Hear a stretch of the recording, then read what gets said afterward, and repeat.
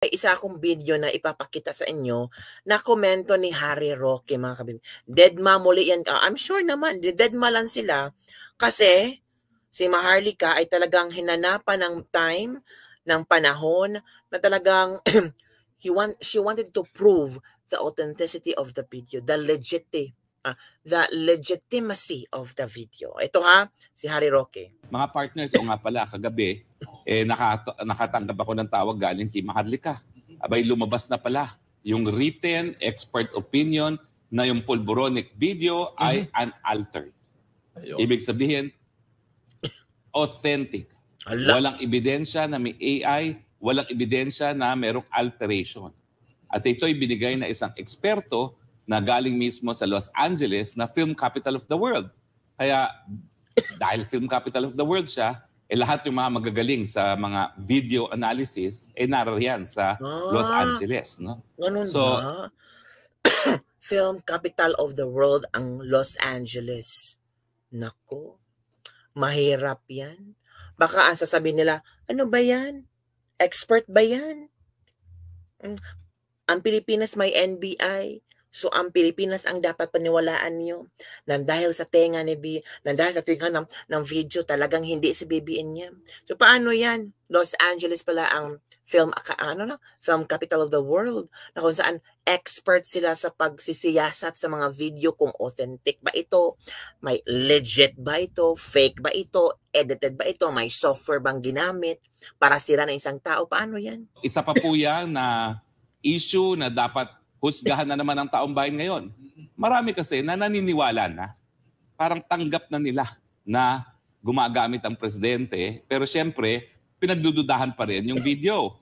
Ngayon nandyan na po yung expert opinion ng isang disinterested person, kasi hindi ICT at NBI naman, lahat yan under sa presidente. Ano ngayon ang magiging husga ng taong bayan dyan sa Pulboronic video na yan? Paano kaya yung mapibig, no? Ano kaya maging reaction? Nako. Ay, nako. Maghihintay tayo ng komento ni Abalos kung ano ang kayang reaction tungkol dito. Mag-react ba sila? Magbibigay ba sila ng reaction dito? Software engineer ako, sabi ni Tessa Erelet, at naniniwala ako sa video. Deadma yan, divert na naman nila ng issue. Mapunta na naman yan sa mga Duterte. Ang mga palaging lang pinapadivert no ICC, o di kaya itong impeachment ni VP Sara na niluluto nila. Nako, talking about impeachment, mga kabibig, grabe. May niluluto pala sila daw ng impeachment kay VP Sara, na gusto nilang patalsikin si VP Sara. Sabi pa nila, parang niluluto daw ng mga kongresista. Naku, kasali ba si ano dyan? Si ang tawag dyan na si Tambaloslos? O ito yung video na nakalap ko galing kay Harry Roque, kung saan meron silang nausap-usapan daw di o mano na merong planong patalsikin, i-impeach si VP Sara. Go! Hindi natin alam kung ano mangyayari. Hindi natin alam kung may mga hakbang na gagawin ng militar. Pero sa tingin ko kasi, ang mga militar, kapag duda sa isang sundalo ay drug addict, pinapadrug test kaagad. At kapag positive, sisanti kaagad sa kanyang trabaho. Mantakin nyo kung presidente pinagdudahan na gumagamit ng drug use at itong authentication nito na sa Amerika pa nanggaling, sa LA pa, film capital of the world, mahirap baliwalain yan.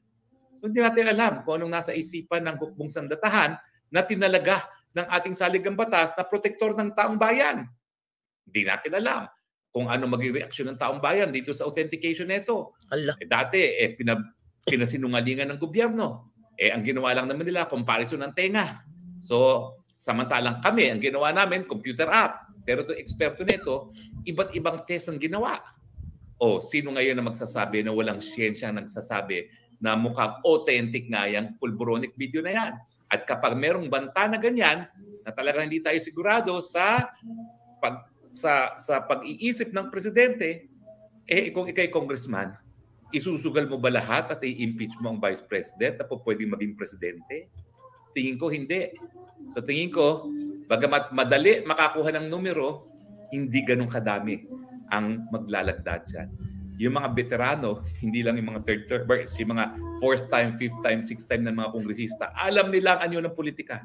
O pwedeng magbago ang ihip ng hangin, True. lalo na nandyan ang pulboronic video na na-authenticate na. Takot lang nila, nalalagda sila sa isang impeachment na baka mamaya yung ini-impeach maging presidente. Yan naman ang ganda sa politika. Pag ikaw ay trapo, merong, kumbaga, self-regulating mechanism. Miski ikaw isaksakan ng sip-sip, babalansin mo rin.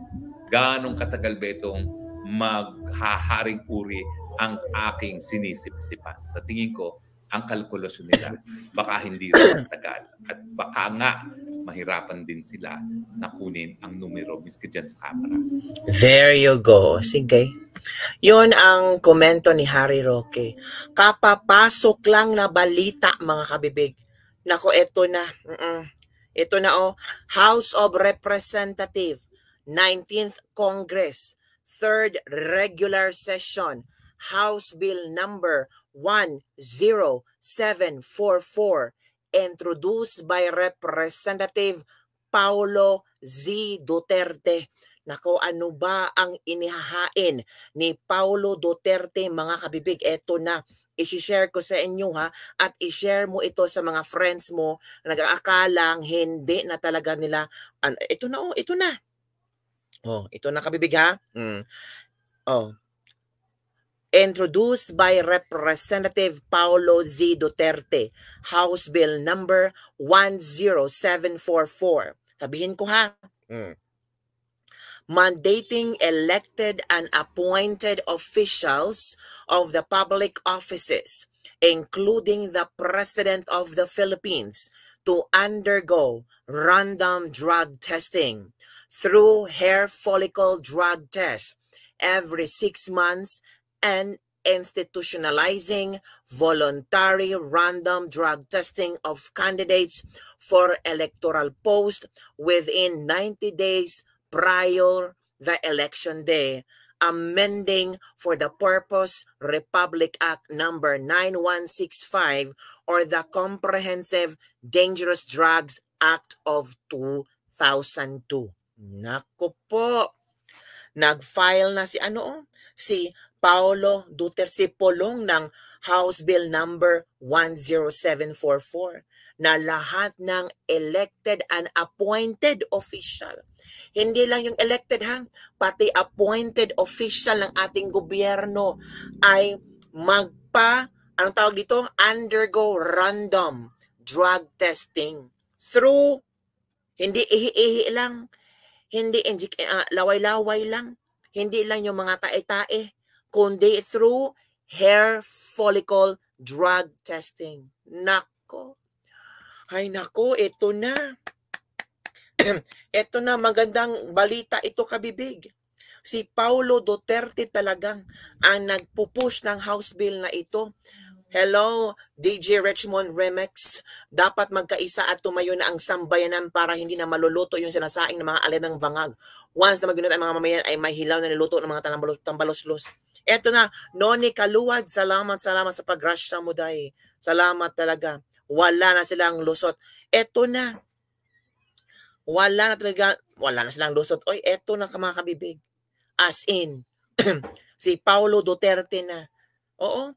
Mandating elected and appointed officials of the public offices, including the President of the Republic of the Philippines, to undergo drug testing through hair follicle drug test every 6 months and institutionalizing voluntary random drug testing of candidates para sa eleksyon 90 days before the election. So paano yan? Be it enacted by the Senate and the House of Representatives of the Philippines in Congress assembled. Section 1, Declaration of Policy. Ito na. Section 2, Amendment. Section 36 of Republic Act number 9165 or Comprehensive Dangerous Act of 2002 is amended to read as follows. Ito na, mga kabibig. Wala nang kawala. Sana maaprobahan ito sa sa Kongreso. Naku kabibig, maaprobahan kaya yan? Hindi maaprobahan nila. Dapat talaga aprobahan ito. Paulo Duterte na ang author, mga kabibig. Naku, ito na ang inihintay natin. Si Polong na pala ang author nito. Ito na. Hindi na talaga sila makakawala nito. Ito na mga kabibig ang ating hinihintay. Na kung saan, nako, wala nang kawala ang mga, tawag dito? Ito, wala nang kawala. Ito mga kabibig, i-share ko ulit sa inyo ha, yung napakagandang balita. O of course naman tayo, napakagandang balita ito.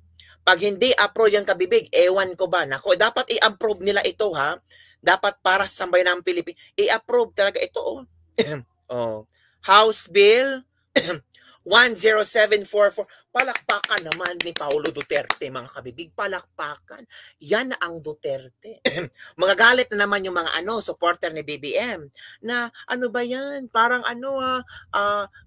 yung privacy ng ating mga politiko. Binoto natin sila because we trust them. Wala ba tayong trust ang kanila? Dapat ba talagang magkaroon ng drug testing, ng hair follicle? Tumahimik kayo. Gusto nyo bang magkaroon ng mga politiko at appointed public officers na mga adik? Nako, bahala kayo. Basta ako, suportado ko itong House Bill number 10744 introduced by Representative Paulo Z. Duterte. Napakaganda.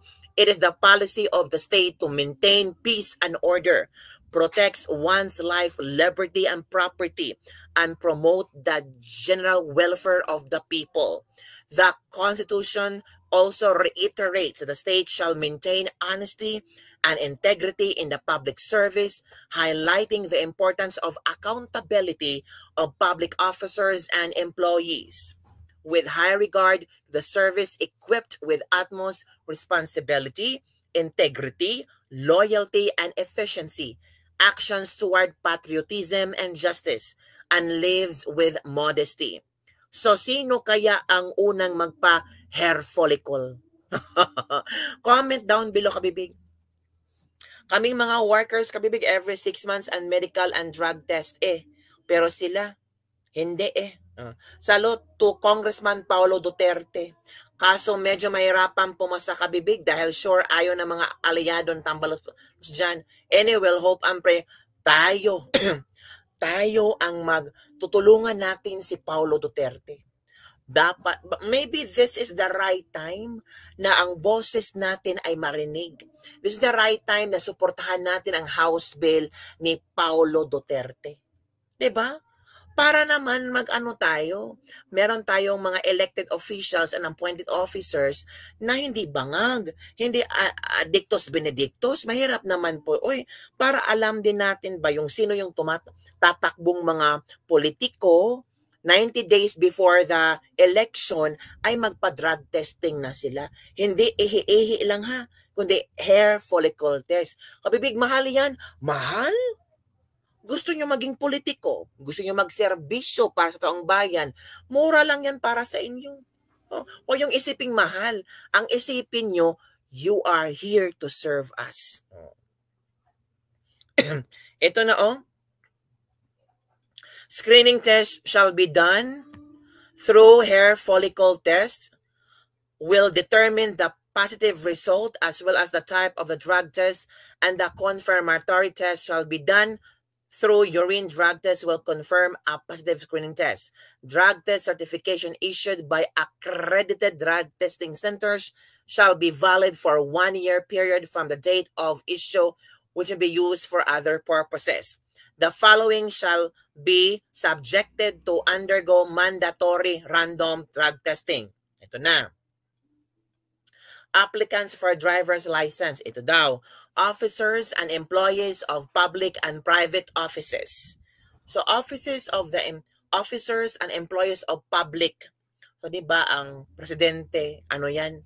Tawag dito, officer yan ng ating bansa, public naman yan. All candidates for public office, whether appointed or elected, both in national and local government, shall undergo mandatory drug testing. Nako. Paano yan? Sino? Nako, This is ano daw? If any of the section or provision of this article is held invalid, and all other provisions that affected thereby shall remain valid. Oh. The act shall take effect 15 days after the complete publication in the last 2 newspapers of general circulation. Sana ma-approve to mga kabibig. Sana talaga. Para, ano ba? It's time. Salamat, Mickey, for giving me something today. Super sticker. Nako. Salamat po sa lahat ng sumuporta. So, kayo mga kabibig, ano ang inyong reaction tungkol dito sa House Bill ni Paulo Duterte? Itong mandatory drug testing through hair follicle drug test. House Bill number 10744. Yan ang tama. Makakaalaman na natin kung sino ang polboronic. Automatic na si BBM. Kaya talaga, automatic si BBM. Kung ano-ano mga sinasabi nyo. Hintayin na lang natin, di ba mga kabibig?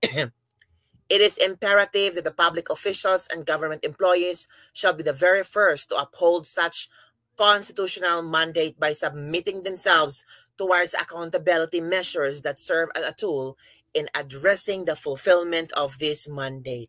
Now, ito na naman, ito ang mga tawag dito, komento ng ating mga netizen.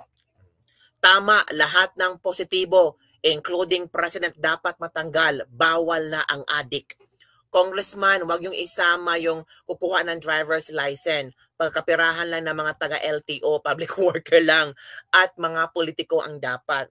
Sus, tapos si Digong nagpa-exempt sa pag-file ng SALN. Iba po ang SALN, iba po ang pagiging adik. Dadayaan na naman ang butas ng karayom. Baka nga sa committee level pa lang patay na ang resolusyon na yan. Depende lang natin yan. Nice. So sumunod na lang sila kung ayaw nila, ibig sabihin may something nga. We need assurance din na mga mamamayang Pilipino. Trabaho nyo na kayong mga nasa posisyon na pagsibihan kami na mga nasasakupan nyo. Huwag kayong entitled. Be humble. Yan ang public servant. So, sino kaya ang unang magpa-hair follicle test? Sino kaya, no? Dumadami na mga subscribers. Yes, go lang tayo. Alden Ronda, salamat. Administration, ginawa yan. Sure, approve yan. Sayang. Sana yung panahon ni Duterte daw, baka ma-approve ito. Sayang nga. Naku, paano yan? Mandatory hair follicle test from Paulo Duterte. Iba talaga si Paulo Duterte. Ay. Kinakabahan na ang dapat kabahan. Nako mga kabibig, sino kaya ang mauuna? Dapat may mauuna kabibig. Iwan ko kung sinong mauuna kabibig. Palakpakan naman kay Paulo Duterte. Talagang author ng House Bill 10744 for mandatory drug testing hair follicle public officials, elected and appointed officials. Palakpakan para kay Paulo Duterte naman dyan. Salamat mga kabibig. So,